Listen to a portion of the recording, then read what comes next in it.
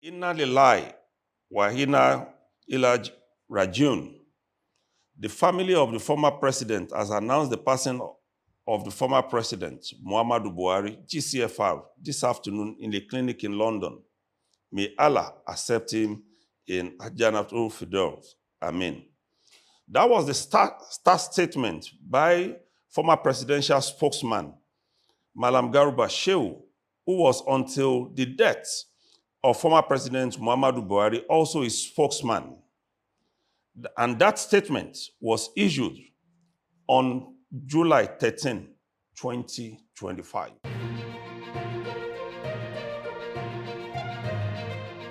You are welcome to another edition of Talking Politics and Other Issues with Dr. Oladipo.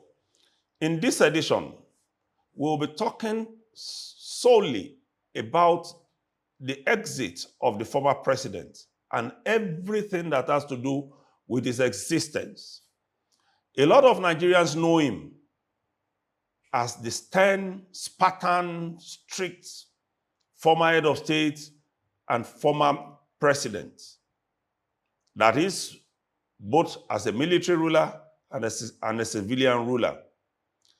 In this edition of the program, we'll be talking with somebody we believe knows him more than so many other people will know him. And I'm speaking of a veteran journalist and a member, a critical one at that, of the Buhari Media Organization, which stood in the gap while he was the president by supporting the media team of the late president in projecting the programs, policies, and every other thing that the former president did while in office for 8 years. In fact, the BMO was more of an intervention agency in projecting the policies and explaining it to the people. And this went a long way in defining how Nigerians understood that government. I'm talking about Dapo Okubanjo, who has been a broadcast journalist for several years. He has also worked in other spaces in the journalism profession. You are welcome to the program, sir. Yeah, thank you, Johnson. I appreciate it. Now, maybe on a general note, before we go into the specifics, how will you describe the news that came out from that statement on Sunday? How did it affect you? How did it hit you? What were you doing? How did you receive it? Let's take off from there. Yeah, thanks. On that Sunday, I was at home and my phone was nowhere close by. I was watching a sports channel. Can't remember the exact match I was watching. And at about 5:20 or thereabout, there was a power outage. So the next thing I did was I just stretched my hand and picked my phone. I said, let me just go on Twitter to see what's happening. The first thing that hit me was a statement by my former boss, Malam Garba Shehu. And as soon as I saw email, I said, short statement. My phone just the map was the former president was quite advanced in age. Not prepared for that, not prepared for that. And it's even if it's that, so this kind of things happen. And even if, of course, your dad, like when my dad died, it was 80. I knew that the time will come. But I still didn't believe it when it happened. Just like what happened in the case of our former president, our former principal. It was a shock. The man died at 82, but it was still a shock for many of us. To think that a few days earlier, Malam Garba Shehu launched it, and we were still talking about the man's legacy, the former president's legacy, and and many of us that happened to have found ourselves in that space were still reminiscing over those days. 4 days later, the news was everywhere that the former president died. So it came as a shock to many of us, and right. We just have to accept it as it was God's time. Well, may his soul rest in peace. Now, let's fast forward to some days later, and that was the interment in Daura, which was the end of that journey. How do you see the honor done to him by Nigeria? How will you, and then the number of people who, dignitaries who showed up at that event, was it worth it? Did it speak to who the man really was to Nigeria? Yeah, let me first start with the response of the president, Ashwaju Bola Ahmed Tinubu. It was unprecedented. Yes, we know that both of them were allies and friends, but he actually acted true to type. Anybody that knows President Tinubu will know that he's big on loyalty to his friends. And the first thing the president did was clear. A 7-day period of mourning with flag flying at half mast. The vice president, okay, the first thing was to send the vice president. He practically ordered the vice president to go to London to accompany the former president's remains back to the country. A few minutes later, we heard that the chief of staff was added to the high power delegation. Then, of course, a public holiday and a 16-member high-powered interministerial committee to prepare a state funeral, and that tells you that shows the kind of relation that they had beyond the fact that, of course, former president to former president. And fast forward to the interment. Before then, some elements were talking about the fact that, well, the former president is dead. His body will be brought back in a cargo hold and all of that. Many people were stunned to see on Monday, was it Monday? On Tuesday, they were stunned to see a presidential jet, land in Katsina. And rather than having the former president in the cargo hold, he was in the cabin. That was big. Many people did not actually grasp what happened. Yeah. These are the kind of honor you see being done to. I think the military will do that to their commander in chief. The president did that, and he sent. That was the first message, and of course, he was there as chief commander to receive the body of his late friend. Of course, Katsina was practically the Nigerian capital for that day. Virtually everybody in the government was there, aside from the former president's political allies, and members of his government. We also saw key opposition figures.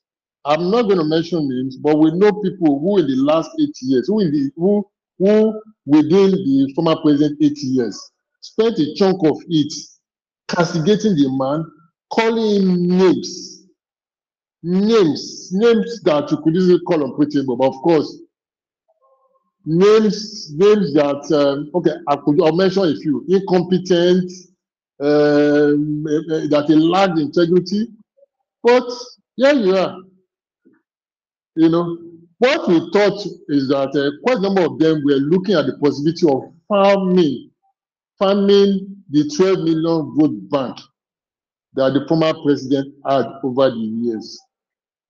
And if you notice, before he died, there were suggestions about the possibility of him leaving APC and joining the coalition. And you saw key coalition members, traversing between Abuja, Katsina, and Abuja and Kaduna, basically to get his endorsement.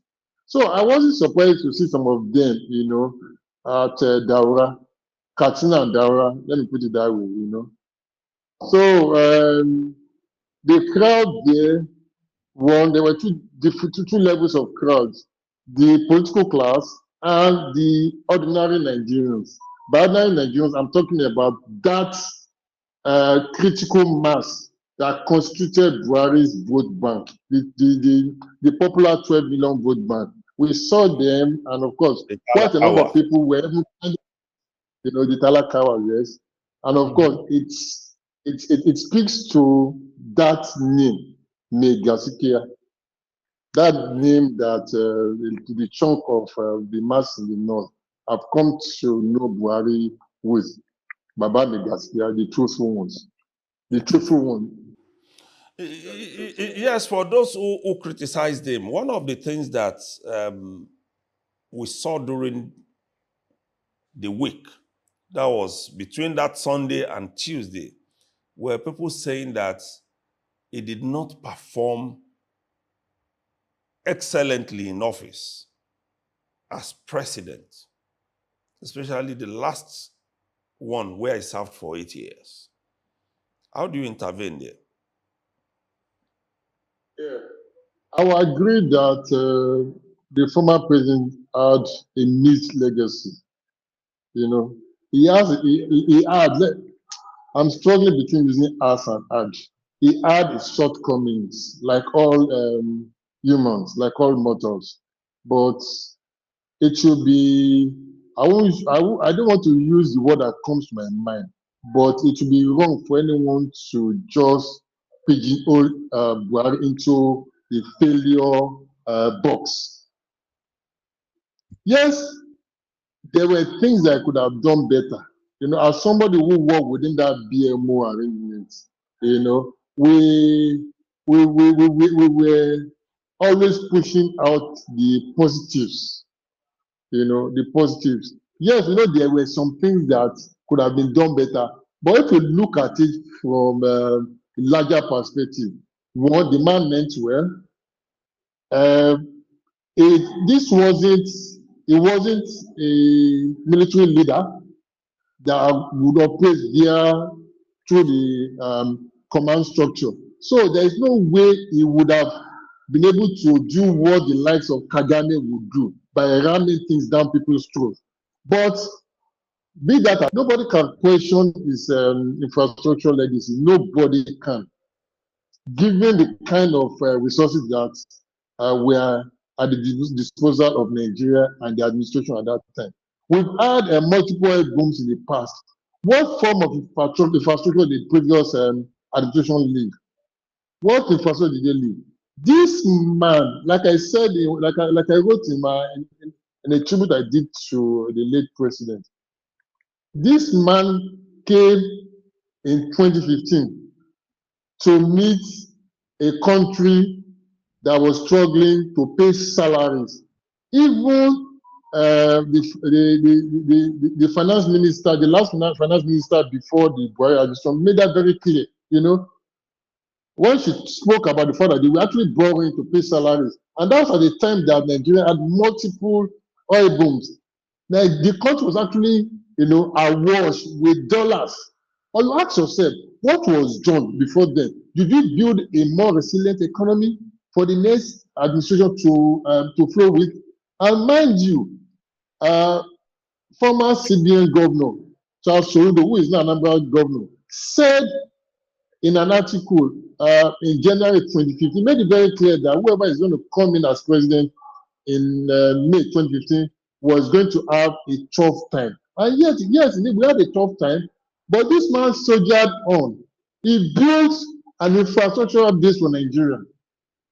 Nigeria had its first real modern rail network under Buhari. We didn't have the money for that. He could have just folded his arms and do what the other people did, but no, he wanted to leave a legacy. This same legacy that many people are struggling to dilute. He completed the Abuja Kaduna railway project, which was between 70 and 80% completed by the time he assumed office. He completed it. He began from scratch the Lagos Ibadan sector of the Lagos Kano railway. People don't know that the Lagos Ibadan railway project is actually the first stop, the first section of a network that's supposed to start from Lagos and terminate in Kano. This man started that Lagos Ibadan end and finished it. I can't often talk about the kilometers, but we know clearly that he started it and finished it. Itakpe to worry that was started in the military era well over 30 years ago and abandoned. Not one government did anything or did much, let me put it that way, did much to move it forward. This man turned the freight railway project into a passenger one, built 12 stations along the way, and today people are using it. I still can't forget how BBC did a documentary on that railway line. And what did they do? They went to speak with people living in Warri. People, a whole generation of people said they don't know what a train looks like. This man did that. I'm telling you, if you go online, you can still see it on Google. You can still see it online. They never saw a train in their life. Even me in Nigeria, the last train I rode as a 50 plus man, the last train I rode before Buhari, I'm telling you clearly, was as a very young boy. One old train that moved we traveled from Ibadan to Osogbo several years ago. There is AKK, the Ajakuta. See, I can go on and on. Well, I could. Well, let me go back to the real thing. Kanu Maradi. People will tell you that he did it because of his kinsmen in Niger Republic. Very easy.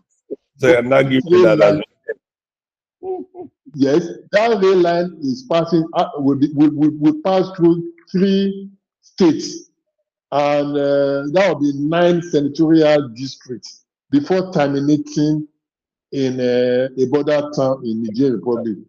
And what we have in Niger will not be more than between 30 and 50 kilometers of rail line. We're talking about 300 plus rail line. People don't appreciate what this man this man did. And like I said in my article, history will be kind to him. There's a whole lot more to talk about. If you ask me some of those questions, I will go in there too. We should look at what will you say are the fundamental things? Like you mentioned the railway now. Are there other fundamental foundations that he laid or that he built on?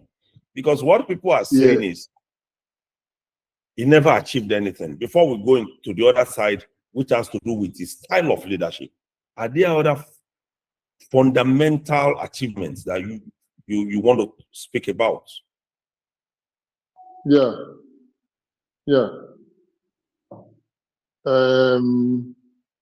Power, electricity power.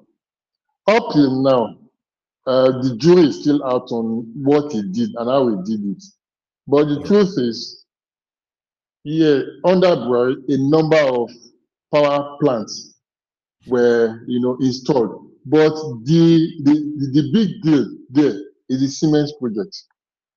Yeah. What stalled it, or what slowed it down, was COVID. And unfortunately, the man that spearheaded that whole arrangement died. Was one of the people, one of the prominent Nigerians that succumbed to COVID-19 at the point. So back to what I was saying, Siemens project is supposed to be a 5-year thing. The Buhari administration started it. Before COVID put a wedge in the whole arrangement. Then after COVID, whether we like it or not, it took the world almost 3 years to stabilize. Yeah. The Siemens project is, and by God's grace, it will be completed by the Tinubu administration. So when it's time to talk about boosting Nigeria's power distribution, because as far as generation is concerned, Nigeria has 14 gigawatts or so, something like that. When it's time to talk in the future about 24-hour power infrastructure in Nigeria, there's no way Siemens will not be brought up. There's no way people will not talk about Tinubu. Now, let me talk about security. It's easy for people to say,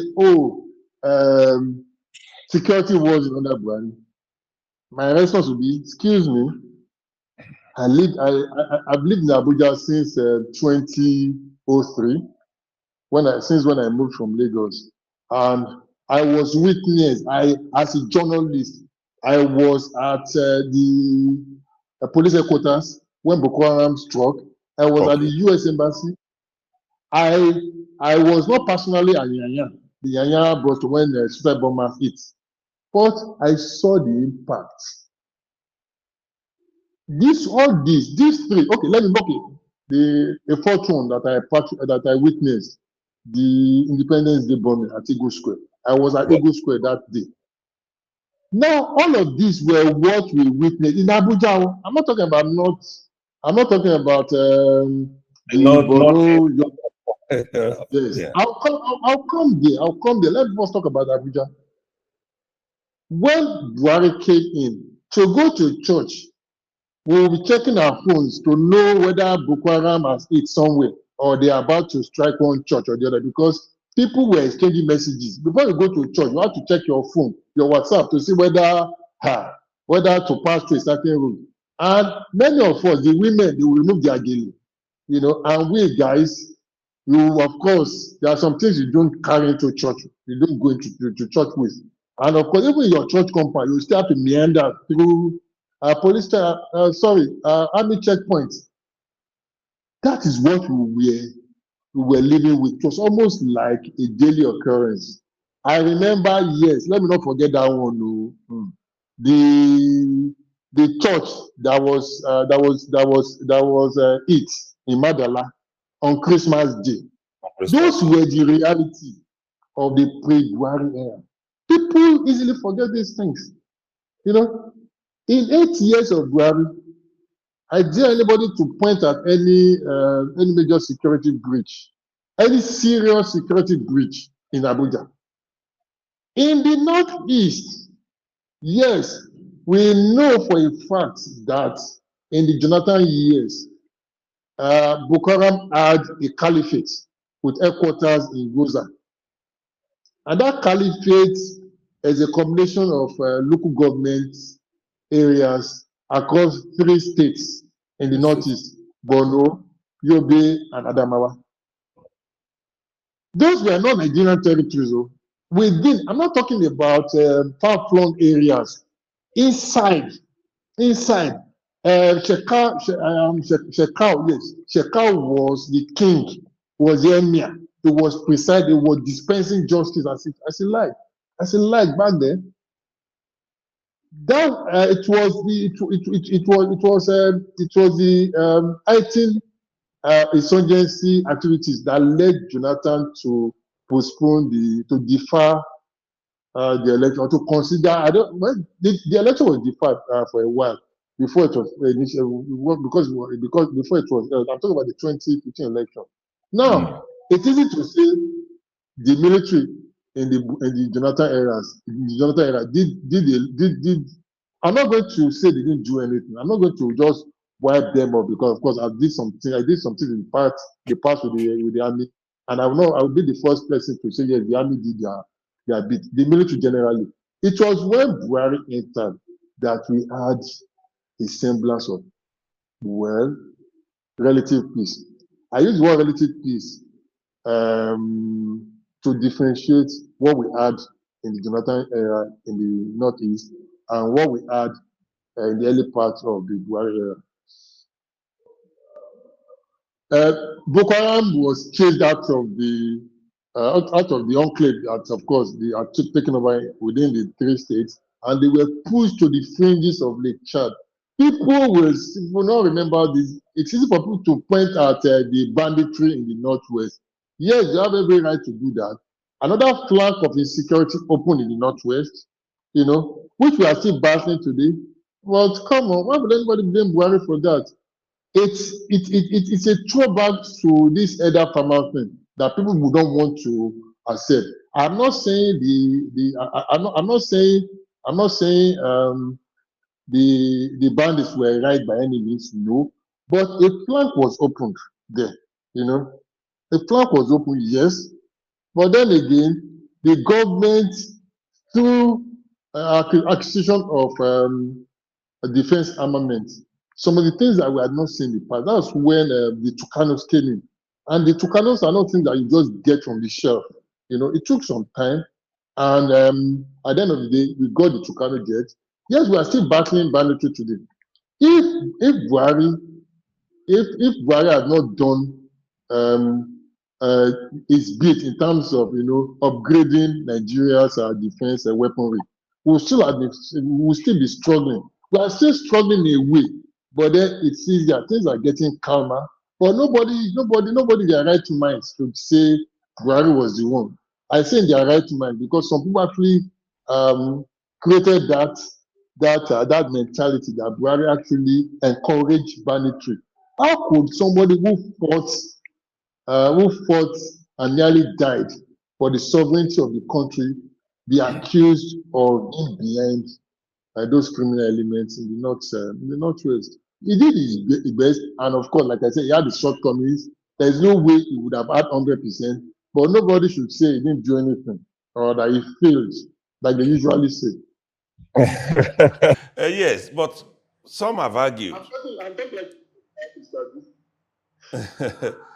So some have said that for the government that he headed, he wasn't in control, yes. and that was why a lot of those he appointed got away with a lot of things, murder sometimes, and I mean it's very easy to point to the ongoing trial of the former governor of the Central Bank of Nigeria, because that's one huge hole in that government. Yeah. How do you react to, because we can't just wave it aside that some people were under him and it was like, as they have argued, he lacked the capacity to supervise them, supervisory capacity.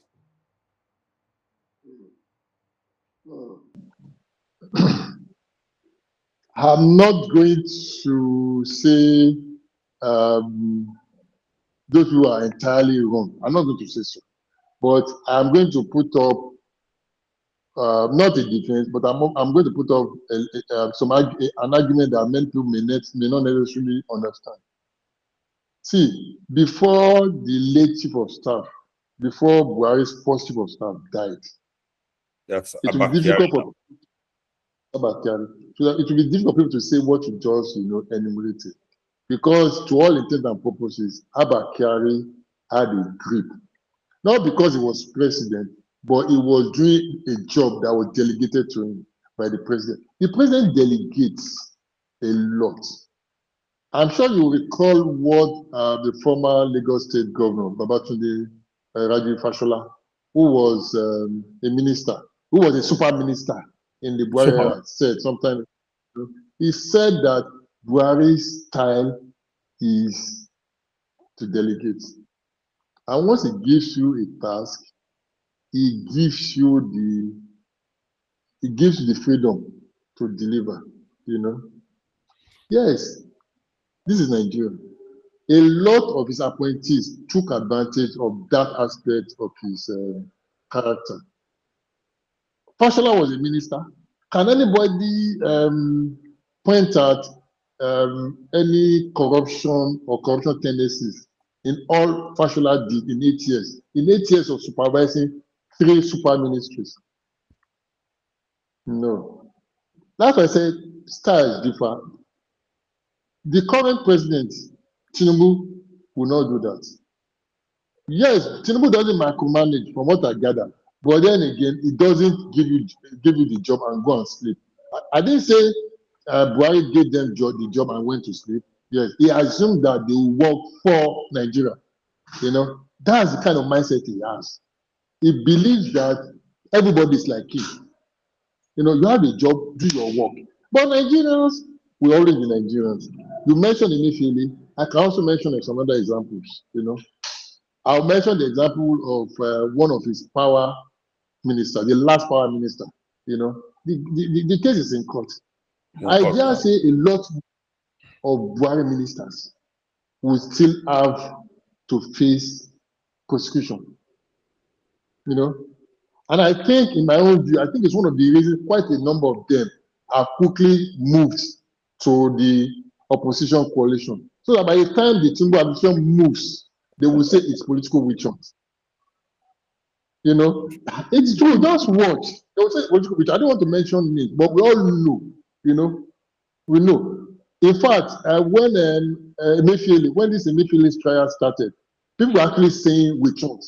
They were pointing at the cash issue in the course of the election, because as far as I'm concerned, that thing was done to stop President Tinubu. You know, that was what people said, and of course, many people are using it as how would I call it now? As they are used as a pointer to the fact that yes, this is what Tinubu is doing. As far as I'm concerned, it's just a vendetta thing. But the truth of the matter is that many of the Buhari appointees stepped out of line. I listened to what former head of state General Abdulsalami retired, said recently in London. I watched one of his interviews, a day or two after the president's death, the former president's death. And what came to my mind is he could have said that thing just off the cuff. It's possible that it's one of the things that the former president told him. It's possible. And what did Abdulsalami say? He said the former president, was averse to corruption and corrupt practices, and he put that to operation in his 8 years as president. But many, I'm quoting him now with slight variation, say many of his appointees disappointed him. That speaks to what you just said about his style. You know, he wasn't micromanaging. You don't expect anybody to even micromanage in the first place, you know, but you could supervise, you could put some structure in place. That was what we think. Even we at that BMO end, we knew that after the demise of Abba Kyari, something happened. We felt it. Abba Kyari's demise created a lot of loopholes that many of those guys were able to, latch on. And of course, the buck stops at the table of the president. So that's why it's easy for people to say, okay, former President Buhari wasn't too good at supervising his appointees. Okay, between the Buhari, the military head of state, and Buhari, the civilian president, which will you say you prefer? Comparing the two, will you say that era was better, or this is? The civilian era was. Yeah, truth be told, the military, he barely spent, he didn't spend 2 years as military head of state. No, he did not. But people believe it was more impactful than what we have now. Yes, it's easy because he was a military leader. He talks, everybody shakes. The council chairman couldn't do rubbish. Will not be able to do rubbish. Of course, when they have to confront a military head, the president passes a message down to the administrators, the military governors, and those ones are like lords on their own. There is no way anybody would misbehave. That's why it was easy for us to have a successful war against indiscipline and a successful war against corruption. When Buhari came as president in Abuja, I can tell for a fact that within the first 6 months of his presidency, civil servants sat up. Many of them who were old enough to remember Buhari as a military head of state were thinking in their head, this man will come and do what he did back then. But guess what, my brother? After a while, things calmed down because the Buhari then was a military head. This one, he had to put a lot of things to consideration. I remember twice that we had audience with him. He told us, he gave us an insight into why some of those things were like that, you know. And of course, he gave us an insight to the difference between him as a military leader and him as a president. He said back then, he can ask anybody to be, he can direct that anybody should be arrested and detained over a flimsy issue. And you remain in jail until you prove yourself to be innocent. That was the military way. But as president, he couldn't do it. He couldn't do it. He couldn't do it. And because he saw himself then as a reform Democrat, you know. But guess what? Many Nigerians, from what I gather, would have preferred a Buhari as a military man, you know, to be the Buhari we saw within that 8 years of civilian presidency. But that would be, you know, having a military dictatorship. Maybe that's what Nigerians actually want. I don't know. Maybe they wanted a Buhari that would sit in the villa and give orders and expect the orders to be carried out, regardless of whether he had the National Assembly or not. Remember that in his first 4 years, he had a hostile National Assembly to deal with. A military leadership will look the then Senate President, Bukola Saraki, in the eyes, you know, and tell him, go to hell, and probably do what he wants to do. Yes, we in the media will make noise that, a military dictatorship has come, blah, blah, blah. But guess what? Many of us, if we remember what happened during the Decree 4 era, we probably would have to keep quiet and say, this man can come. But he just went out there, he wanted to be a Democrat and see where he got in. Look at what Kagame is doing in Rwanda. Yes, Rwanda is a smaller place, but people will tell you, it's better than Nigeria, blah, blah. This man has been president, only him. So, in fact, the man is like president, governor, council chairman, and every other thing. He wakes up and decides that there's going to be a road across the road. In fact, in the compound of an opposition leader. That will happen. A Buhari as president couldn't have done that, but a Buhari as military leader could have done that, and nobody would take him to task. Even me and you who are journalists, we just be looking because we remembered what happened in the past. Okay. Now, looking at what transpired before the election that led to the late president leaving power for President Tinubu, which you mentioned in passing,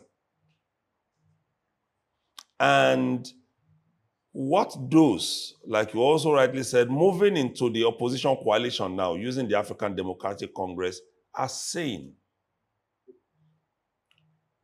Do you think, I don't know when last you interacted with them, that the former president would, if he was alive, have supported that coalition in 2027? Because some are saying we have his blessings.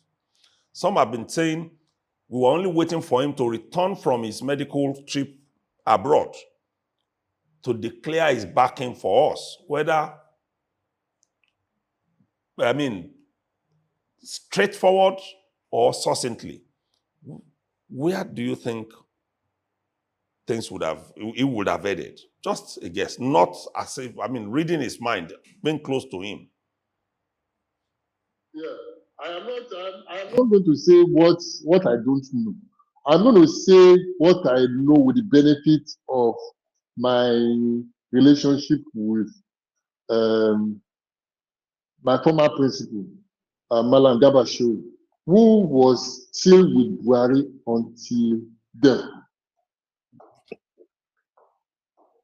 Not quite long after El-Rufai visited Buhari back then, I think it was the first visit, he came out and he was saying something about getting Buhari. So it was a basic, it was not direct, but then again, it was creating deliberate and intentional. It was creating an impression. Of course, the optics would tilt towards what he was trying to say. But of course, we all know what happened. Malam Gabasho issued a statement in Buhari's name. Buhari did not deny it. Said clearly that his loyalty remained with APC. His loyalty remained with APC. I think it was after that another team that also included El-Rufai and had Atiku there, the former vice president, went there. Not quite long after, APC delegations, including governors and NWC members, also went there. So it was almost like a tit for tat kind of visit. But it was clear the president was not going to join with them. I'll mention a few things now. It's for people to say, okay, CPC elements, good. Yes, CPC elements, a chunk of CPC members, moved to ADC. But a lot more of them are still within APC, led by former governor Tanko Amakura, who many people say is likely to be the next chairman of APC. It's very much likely. It's still in the air, nobody knows. Masari, former speaker Bello Masari, who was governor of Katsina State, who perhaps we could say had a better relationship as governor back then, and probably still before the former president died, has not left CPC. In fact, they did a show of support, so to speak, a solidarity, meeting, where they declared their unflinching support for APC. So it's almost like a 50-50 thing. And like I said earlier, take a look at some of the, not all of them. I won't say someone like Pantami will probably have corruption issues, because Pantami is straightforward. It's almost like a clone of the former president, Yeah. But we know who had issues, issues pending, And let me do a small. Let me be a little bit political. You've heard people say. I'm sure you must have heard that in the course of this in the last few days. You must have heard people, especially those within the opposition rank. I'm talking about opposition supporters. Must have heard some of them talk about NSAS, and that it was the president that gave the orders and all of that, and that that. And these same people are romancing the attorney general. Some of them spoke about Twitter ban, and they are romancing the attorney general at the time, who we all knew the role he played in the course of this Twitter ban thing. And of course, it too made it very clear. So you are accusing Buhari, the late Buhari, of being anti this, anti that, and that he banned Twitter. In the same way, you are romancing the man who was the number What? one law officer. Yes, law officer there. Probably drafted whatever it is, the law that banned Twitter and all of that, who was very instrumental. So what are we saying? Everything is political. And of course, we are making a show of politics in the land, and it's sad. I think we should allow the former president, we should allow Nigeria to mourn the former president. Even the former vice president that just declared his intentions. Of course, his intention to leave PDP. I will know what that thing signifies. This is just still playing politics. This is not the time. This is not the time. Let them allow to mourn our late president first. Okay, but as an insider now, somebody asked me some days back, where will Buhari's 12 million votes go? As an insider, let me ask you that. Where will those votes go? Who are those that are going to take them? Because now it's gone. And he has key individuals, key supporters, some who are in APC, some who are in the coalition, and some who are still standing aloof. Where will those 12 million votes go?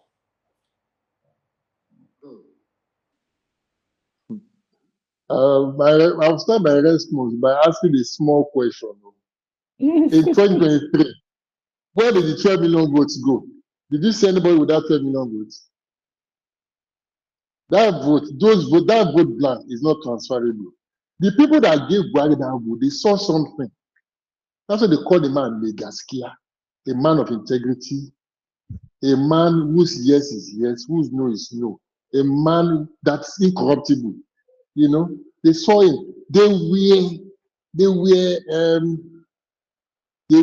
donated their votes to him. Yes, in the north. Yes, a large chunk of them in the north. A large chunk. I agree. A large chunk in the north. And you see how these politicians are jostling for that 12 million. One of them used the day of the funeral to practically campaign without mentioning that he was campaigning, but his movement, was clear that it was a campaign. Some days ago, we saw another man, another one, who we have no record of him ever meeting the then president, came out to say when he was campaigning, the then president told him to focus on the poor. It's also part of trying to snatch a chunk of that 12 million votes.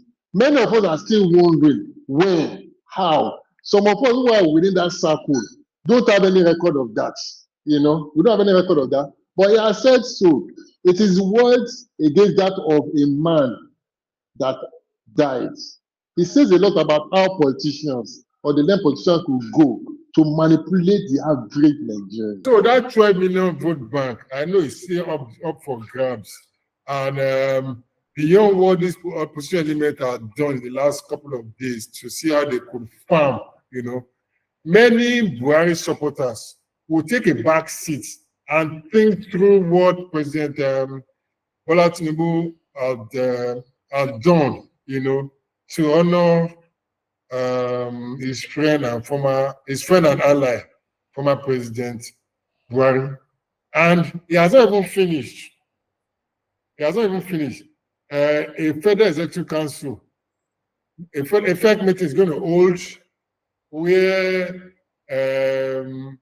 some of us believe that some honors, not even honors, some honors will be, or much more honor will be done to the former president. Buhari supporters will look back and take a look at that and say, well, this is good. And let me quickly add this. Some days ago, I saw a post online, but it's not something that I would want to latch on. But some people made reference to how previous presidents had treated former leaders in death. There's no way you can compare what President Tinubu is doing in honor of Buhari. There's no way, it's incomparable. So even though the president is not seeking to deliberately farm the support of Buhari supporters, it will come in an organic way. It should. So nobody is in the fray to inherit that 12 million vote back in the north. I don't see that person, not Atiku, not Erufa. So I'm sure you're going to hear people saying that somebody is going to be the next northern leader and all of that, But did the same article, with all due respect, did he at any point accept that the late President Buhari was the leader of the North? He never did. So he cannot, of course, these are two different things. Those who support Buhari organically will look at Atiku as a no-go area. So let me not even stress too much. Are you saying that this talk about a silent war between the former president and the incumbent doesn't exist? There's this distrust. I don't even know if this man is supporting me or not. Are you saying nothing like that exists? See, Buhari was a deep person. Let's cast our mind back to the primaries, the APC primaries. We saw a large number of Buhari allies, close allies who contesting, and of course, ministers too. And every single one of them gave the impression that they had the support of that man, of the former president. Let me not use that man, of the former president, And like somebody would say, if the former president was interested in manipulating the primaries, in favor of somebody, he would have. He just folded his arms. That's what the former president did. He folded his arms, you know, and we all saw what happened. President Tinubu defeated every one of them hands down. Yes, it's easy to point to things like the Naira change and all of that as evidence of lack of support. It's neither here nor there, you know, but in spite of the fact that a number of people in the Tinubu administration, you know, had practically thrown, had, you know, said a few things about the Buhari administration and its the adverse effects of the Buhari administration on the nation's economy. Not once, I challenge anybody to bring that evidence. Not once not once has anyone seen President Tinubu come out to accuse his late friend and ally of anything. You know, you can say those guys were probably speaking. Those ministers were speaking for him. I'm not sure they were speaking for him. They're just speaking. They're just telling Nigerians their own mind. The president has not once said anything negative against the president. So if anybody says there could have been some level of distrust or mistrust between them, it is just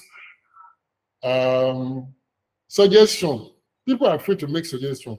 People are afraid to say anything. But I'm not sure it's as straightforward as that. It's not as straightforward as that. The President Tinubu that we all see, you know, has been a very good friend and ally. And he proved it in death. He has honored the late former president far more than many people could even envisage. I understand that a chunk of the ministers are going to be led by the vice president, are going to be in Katsina for 1 full week. For 1 full week. He's basically telling the president, basically told them, go there, receive people on behalf of Nigeria, anything that they need there, ensure that it's done. What more could one do for a friend and ally?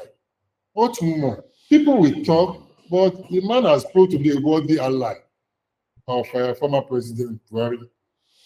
Okay, let's end on this note, and I mean, take the funny aspect of this debate, which people raised on social media. Was it the Buhari of Sudan that we buried, or the Buhari of Nigeria, our president?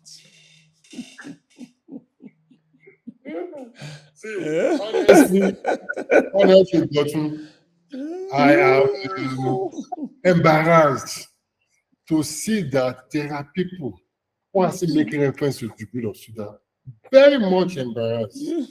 I actually saw a video from, it was a viral video of people in the southeast. It was a vox pop.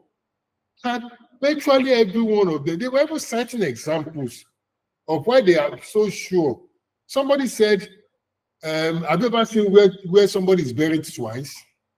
Because as far as they are concerned, this man was buried in Saudi Arabia in 2017. Online, you see people sharing doctored social media posts, including of the late Queen Elizabeth signing a condolence message in 2017. See, people had said, growing up, we were told that Nigerians are intelligent, smart people. My brother, I have my doubts. I have my doubts. I have my doubts. I have my doubts. Because it's not possible for people to look and say, see, there's no way in the world that there's a clone president. Even in the US, you cannot clone a human being. And between 2017 and how many years now? We're talking about almost 10 years. And that person would operate like that. You know, and let me add this. I'm going to add another level to this controversy. Somebody of the status of Farouk Perogi has opened another flank by indicating that Aisha Buhari, the former first lady, was divorced or divorced the late former president. You begin to wonder, what is this one again? And that has also fed into this narrative. So people are sharing that link to justify the fact that this man died in 2017. If not, why would the former first lady wait to say she had divorced him? That woman, I don't know, of course, see, if the woman was only divorced, or they were divorced, we wouldn't see the roles, we wouldn't see her being rightfully there. But people could say, well, they were married for a while, she could have, but no.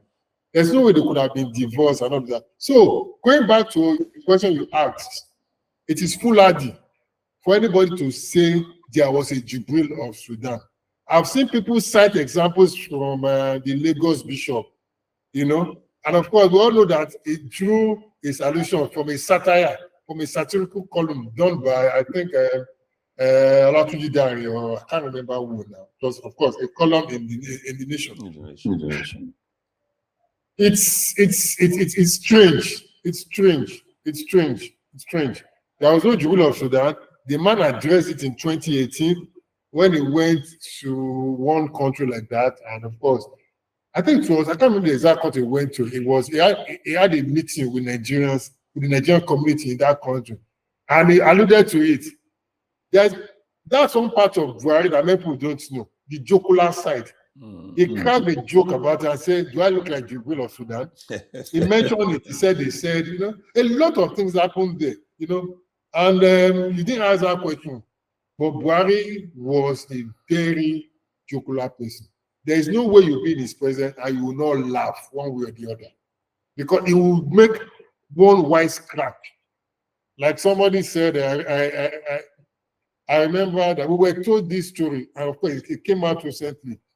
In the course of COVID, the former president was having a fake meeting, and the police affairs minister, who was supposed to make a presentation, a virtual presentation, was nowhere to be found, and they kept on calling him. And no response. You know what the former president said? He said maybe the minister, the police affairs minister, had gone on a roadblock. That's waiting for you. Because of course, you know what the police is known for. He couldn't get to the police affairs minister. He said, oh, maybe the man has gone for a roadblock activity. So may God rest his soul. But anybody say the plan was Jibril of Sudan needs to go for a medical check.